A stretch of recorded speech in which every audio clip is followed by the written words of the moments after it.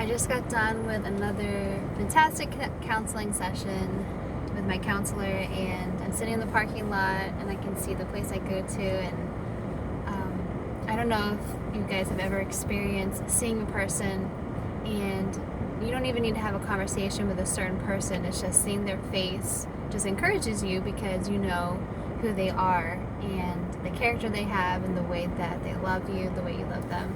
Well, that's what Faithfully Guided Health Center is to me.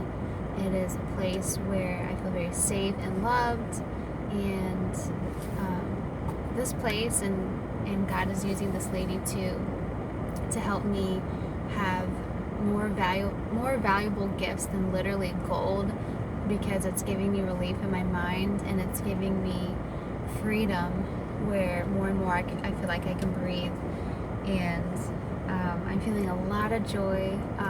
God helped me to grieve my most traumatic event, and it really gave me a feeling of feeling lighter, and I believe that I will continue to feel lighter and more free and have more freedom, and I'm so excited for what God's going to do.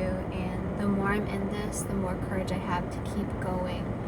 And I just want to encourage anyone watching this, please love yourself enough to go on a healing journey, because your pain is worth grieving and you're giving yourself so much love. So even though it could feel like something where it's damaging to you because it hurts to heal, but you're actually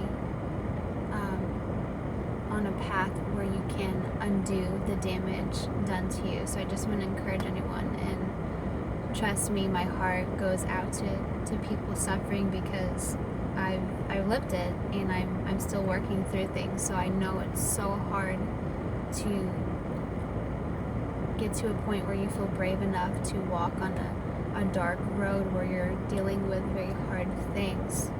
So all sensitivity goes to you, but at the same time, I can't urge you more to give yourself the gift of healing and freedom and getting your life back. So that's something I forgot to tell Stephanie, but I wanted to tell her. It felt like I was, after I had grieved the hardest thing, it felt like afterwards I was noticing that I was having joy in place of times of feeling shame or vulnerability, and I think that is because I'm reclaiming my body and taking back what is mine, and that's so empowering to do that. I feel a lot of joy right now. I feel a lot of peace, and oh man, she gave me so many good little nuggets I can't wait to share.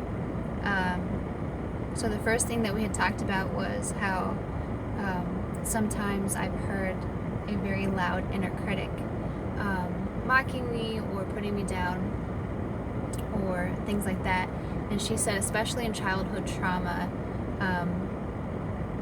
the inner critic becomes very powerful. And she said the good thing about it is that grieving helps to eliminate that inner critic, which makes me really happy based on what I just said.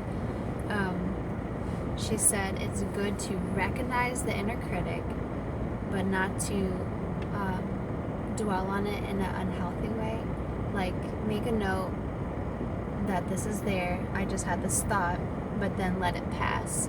And with what I've said in other videos, letting it pass, like picturing that negative thought as a leaf and then putting the leaf in the water and watching the water, the stream, letting that pass, letting the leaf just go away from you. So I was telling her also about distrust with men, and she said that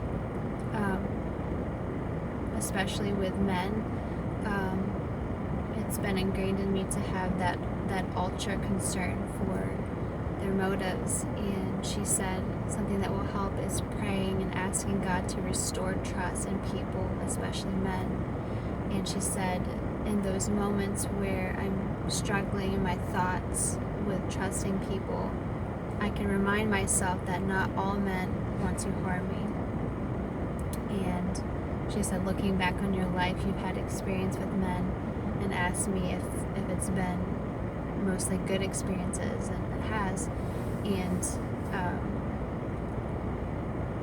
she said, so overall, there have been these good experiences. And so she said, most people aren't so wicked that they are going to have bad motives or want to harm me. And she said, of course, be careful.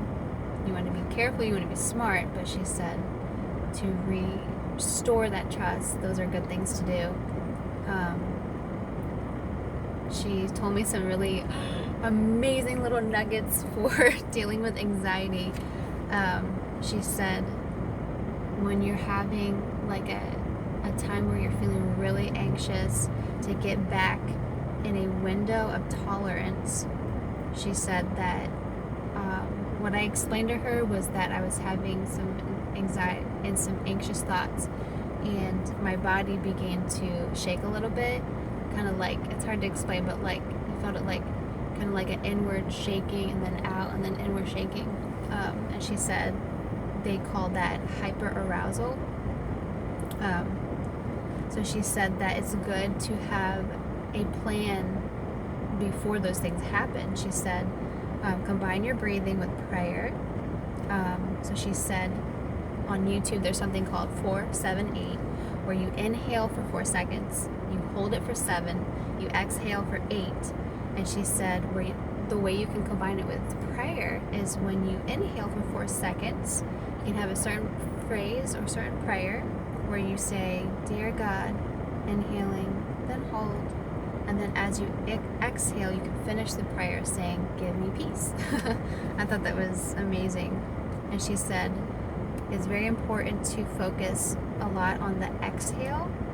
And because when you're exhaling, you're letting all the anxiety and tension out. Another thing that she said was progressive muscle relaxation, where you literally go through like every muscle throughout your entire body, from your head to your toes, and you focus on those things, and you'll like tense. Like one example she did was like tensing in here and then release. So you would even focus on your face muscles and then release. That probably was not attractive, but there you go.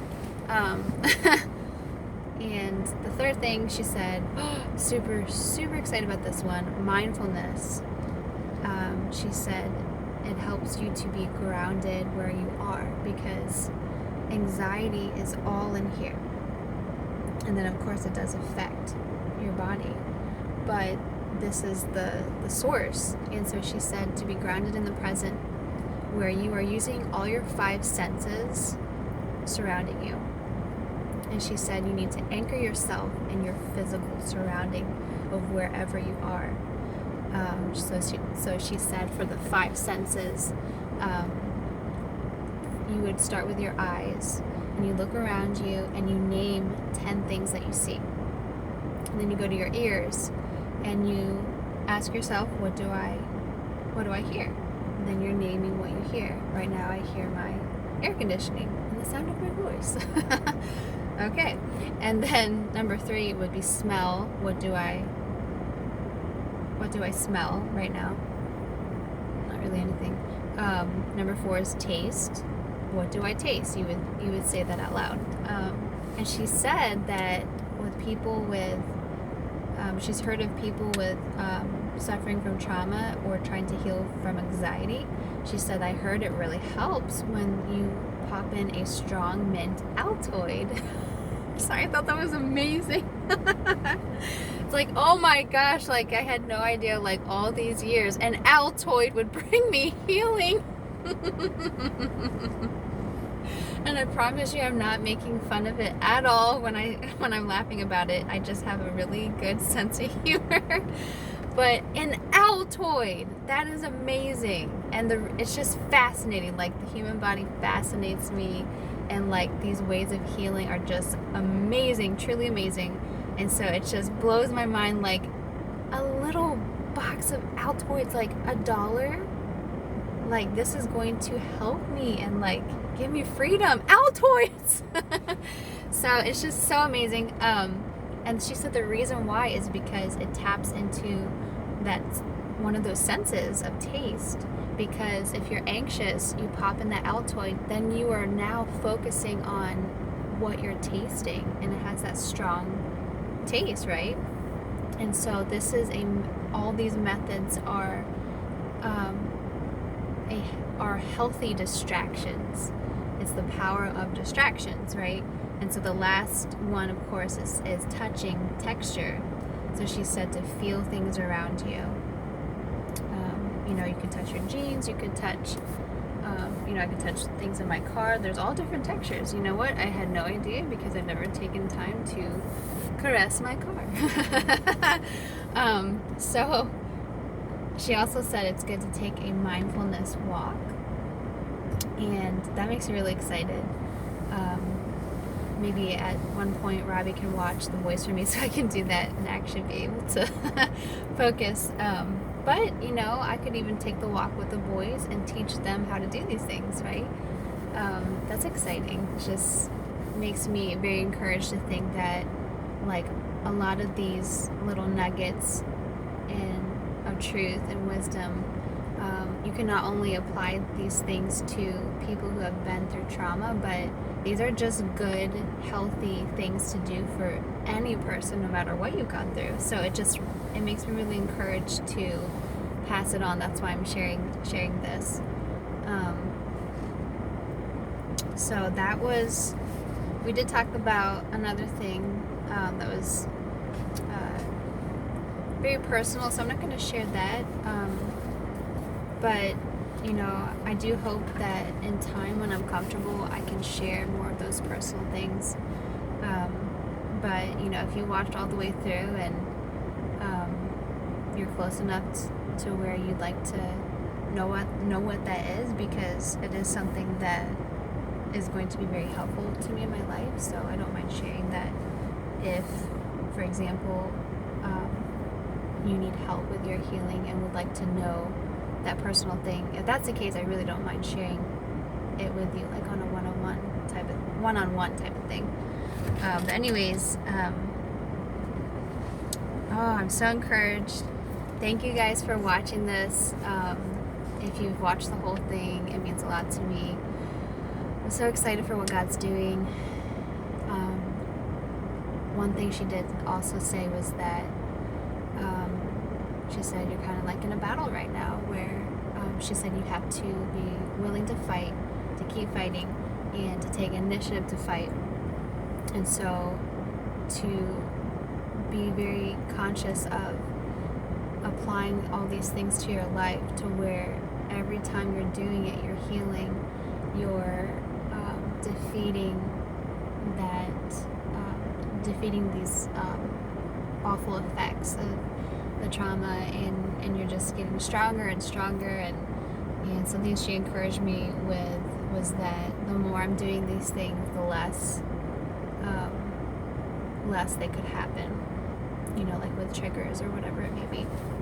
So that really encouraged me. So thank you for listening, and I can't wait to share the next video, because that will mean I have even more healing. Bye.